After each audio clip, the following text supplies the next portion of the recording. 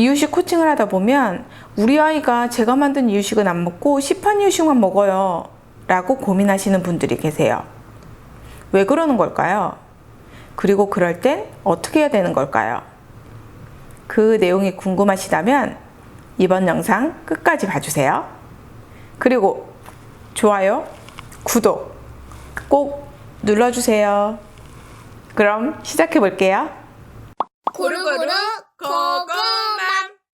안녕하세요, 고구맘이에요. 지난 영상에서는 우리 아이 이유식 만들까 살까에 대한 부분으로 이야기를 나눠봤는데요. 오늘은 아이가 직접 만든 이유식을 먹지 않고 시판 이유식만을 먹는 상황에 대해서 얘기를 해보려고 해요. 아이한테 이유식을 만들어 줬는데 아이가 이유식을 먹지 않는다면 많이 속상하실 거예요. 다양한 원인이 있을 수 있겠죠. 아이의 기질적인 부분이라든지 식사 환경이라든지. 하지만 이런 원인들은 제가 직접 방문을 해서 아이한테 주는 이유식을 먹어보기도 하고 또 아이가 먹는 환경을 눈으로 직접 봐야 어느 정도 판단을 할 수 있는 부분이라서 앞에서 말씀드린 원인은 영상에서 다루기는 좀 어려울 수 있어서요. 오늘은 집에서 간단하게 확인해 보실 수 있는 부분에 대해서만 한번 얘기를 나눠보려고 해요. 왜?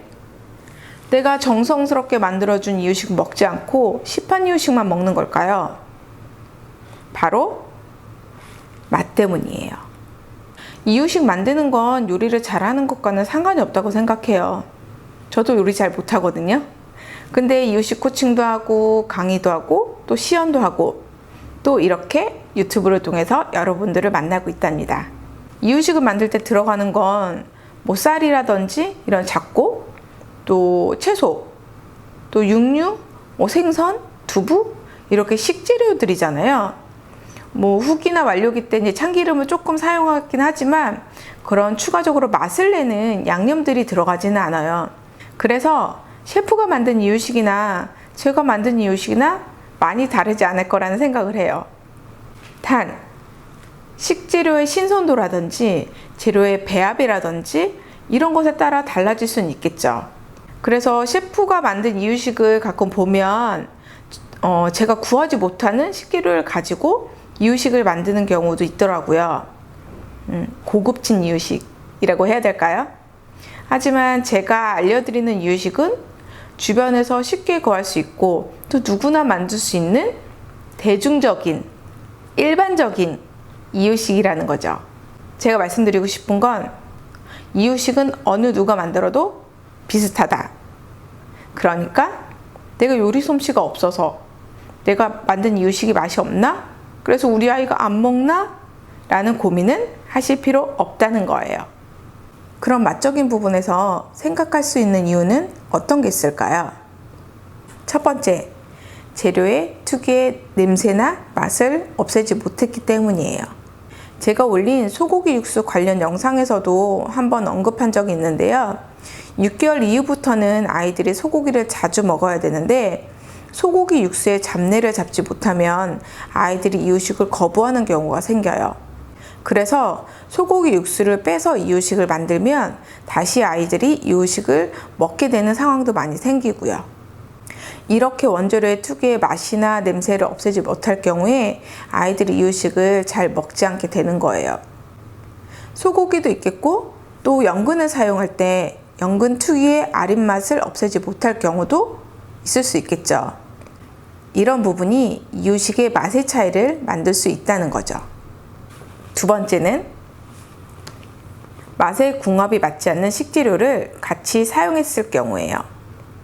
예를 들어 당근과 청경채를 같이 넣어서 이유식을 만든다면 맛이 어떨까요?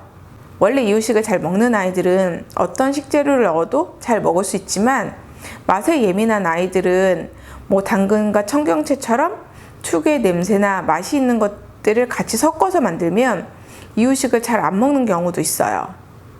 초기나 중기 초반에는 식재료를 작게 다지기도 하고 또 식재료 양이 얼마 들어가지 않다 보니까 아이들이 잘 모를 수도 있지만 점점 식재료 양이 늘어나고 또 식재료 입자가 커지다 보면 아이들이 맛을 느끼게 돼서 이유식을 거부하는 경우가 생길 수가 있어요. 세 번째, 이건 딱 맛적인 부분은 아니지만 아시면 도움이 될 수 있는 부분이라서 말씀을 드리는데요. 그 이유는 아이에게 맞는 이유식이 아니기 때문이에요. 대부분 아이의 이유식 단계를 책에서 보고 진행을 하시는데요. 이유식에 아이를 맞추는 게 아니라 아이한테 이유식을 맞춰야 해요. 아이가 9개월 이제 후기를 시작할 시기라서 입자의 크기도 크게 또 농도도 좀 더 되게 이유식을 줬는데 아이가 이유식을 먹지 않게 되는 거죠. 그런 경우가 우리 아이한테 이유식이 맞지 않는 경우예요. 그렇다면 이럴 때는 어떻게 해야 되는 걸까요? 첫 번째, 아이가 먹지 않는 이유식에 식재료의 특유의 냄새나 맛이 있는지 확인해 보세요. 아이가 잘 먹지 않는 이유식에 소고기 육수를 넣었다면 소고기 육수에 잡내는 나지 않는지 아니면 소고기 육수가 너무 많이 들어가진 않았는지 등을 확인해 보는 거죠. 쇠고기 육수에서 잡내가 난다면 육수를 좀 잡을 수 있는 방법으로 소고기 육수를 만들면 좋고요. 이 부분은 제가 올린 소고기 육수 만들기 방법을 보시면 좀 도움이 되실 거예요. 그리고 소고기 육수를 원액으로 너무 많이 사용을 했다면 물과 5대5 정도 희석해서 사용하는 것도 좋겠죠. 연근 같은 경우는 식초를 사용하면 특유의 아린 맛을 없앨 수도 있고요. 이렇게 재료의 특유의 맛이나 냄새를 없앨 수 있는 방법을 찾아서 이유식을 만들어 주는 거죠. 두 번째, 이유식에 들어간 식재료의 맛을 한번 생각해 보세요. 쌉쌀한 맛이 나는 식재료를 섞어서 만들진 않았는지, 또 맛의 궁합이 잘 맞지 않는 식재료를 섞어서 만든 건 아닌지 한번 확인해 보실 필요가 있어요.